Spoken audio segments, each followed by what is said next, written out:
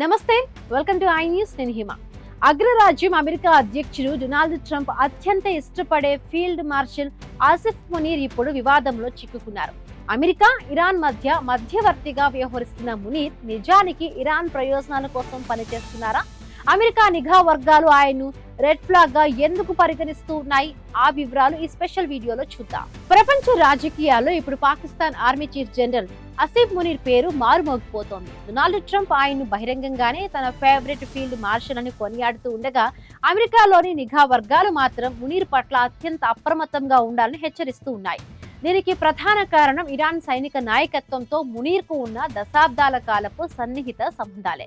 Fax news America intelligence నివేదికల ప్రకారం Munir America, Iran మధ్య మధ్యవర్తిగా వ్యవహరిస్తున్నప్పటికీ ఆయన వ్యక్తిగత సంబంధాలు మాత్రం Iran Islamic revolutionary guard corps తో బలంగా ఉన్నాయి. ముఖ్యంగా దివంగత ఖాసిం సులేమానీ, ప్రస్తుత ఐఆర్జీసీ చీఫ్ హుస్సేన్ సలామీ వంటి కీలక వ్యక్తులతో మునీర్ కు ఉన్న పరిచయాలు ఇప్పుడు అమెరికాకు ఆందోళన కలిగిస్తున్నాయి. నిజానికి హర్ముజ్ జలసంధిలో ఉద్రిక్తతలను తగ్గించేందుకు, అణు ఒప్పందంపై ఇరాన్ను ఒప్పించేందుకు ట్రంప్ ప్రభుత్వం ఆసిఫ్ మునీర్ ను ఒక వంతెనలా వాడుకుంటోంది. జారెడ్ కుర్షన్ వంటి ట్రంప్ సన్నిహితులకు, ఇరాన్ అధికారులకు మధ్య మునీర్ రహస్య మంతనాలు జరుపుతూ ఉన్నారు. అయితే ఈ ప్రక్రియలో మునీర్ అమెరికా ప్రయోజనాల కంటే ఇరాన్ ప్రయోజనాలకే ఎక్కువ ప్రాధాన్యత ఇస్తున్నారా అన్న అనుమానాలు వ్యక్తమవుతున్నాయి.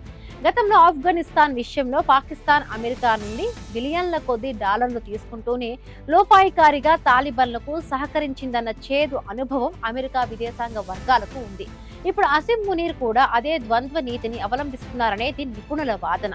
మునీర్ ఒక అత్యంత ప్రమాదకరమైన మిత్రుడుగా నిఘా వర్గాలు అభివర్ణిస్తూ ఉన్నాయి. ఆయన తన వ్యక్తిగత పరపతిని పెంచుకోవడానికి ట్రంప్ తో ఉన్న సాన్నిహిత్యాన్ని వాడుకుంటున్నారని, అదే సమయంలో ఇరాన్ నెట్వర్క్ ను కాపాడుతున్నారని విశ్లేషకులు హెచ్చరిస్తున్నారు.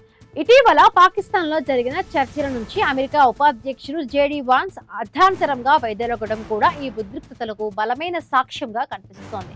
ఇరాన్ తన అణు కార్యకలాపాలను నియంత్రించేందుకు నిరాకరించడమే కాకుండా మునీర్ ద్వారా అమెరికాను బురిడి కొట్టించే ప్రయత్నం చేస్తోందని వార్తలు వస్తున్నాయి. మరి ట్రంప్ తన ఫేవరెట్ ఫీల్డ్ మార్షల్ ను గుడ్డిగా నమ్ముతారా, లేక నిఘా వర్గాల హెచ్చరికలను పరిగణలోకి తీసుకుని పాకిస్తాన్ పట్ల కఠినంగా వ్యవహరిస్తారా అన్నది ఇప్పుడు అంతర్జాతీయ రాజకీయాల్లో అత్యంత ఆసక్తికరంగా మారింది.